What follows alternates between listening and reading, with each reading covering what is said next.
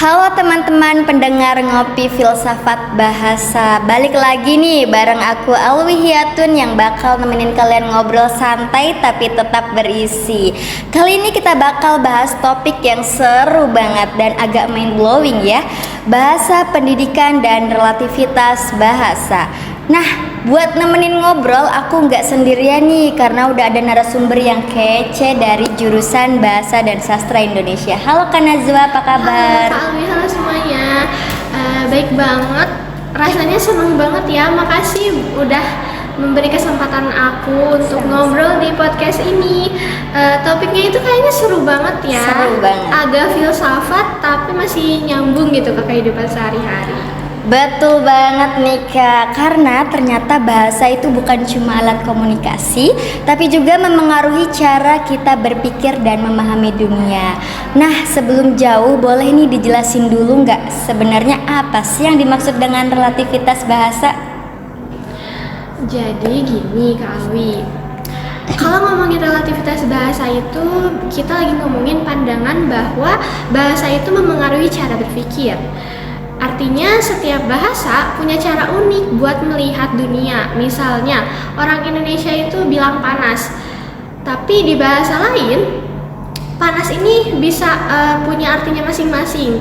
Jadi relativitas bahasa itu secara sederhana bagaimana persepsi kita untuk memahami suatu bahasa.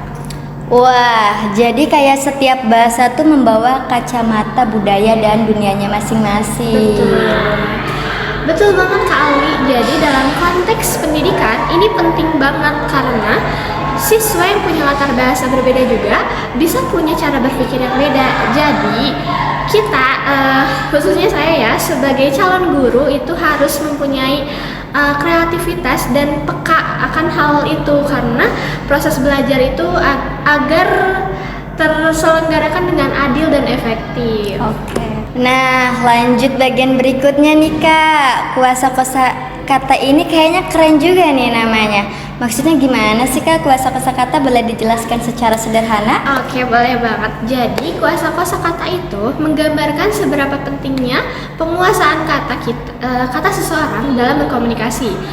Semakin banyak kosakata yang kita kuasai, maka semakin luas juga kemampuan kita untuk berkomunikasi.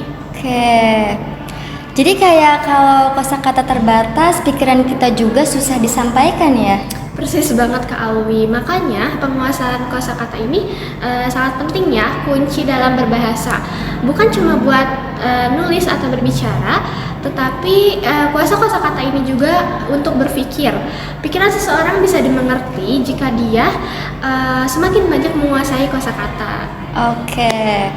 Wah, berarti kuasa kosakata ini sama dengan kuasai maknanya. Iya, betul. Oke, lanjut nih ke pertanyaan yang ketiga, yaitu tentang terjemahan. Boleh dong Kak spill apa itu terjemahan? Oke, boleh. Jadi banyak orang berpikir bahwa terjemahan itu hanya mengganti bahasa dari bahasa satu ke bahasa yang lain. Tapi sebenarnya nggak sesederhana itu loh Kak Alwi. Oh, gimana tuh Kak maksudnya dari terjemahan itu? Jadi kalau kita ngomongin dalam konteks filsafat bahasa, terjemahan itu harus memperhatikan kesepadanan makna dan budaya dari bahasa tersebut. Misalnya nih, satu kata di bahasa A itu punya nilai budaya tertentu yang gak ada di kesepadanan bahasa lainnya.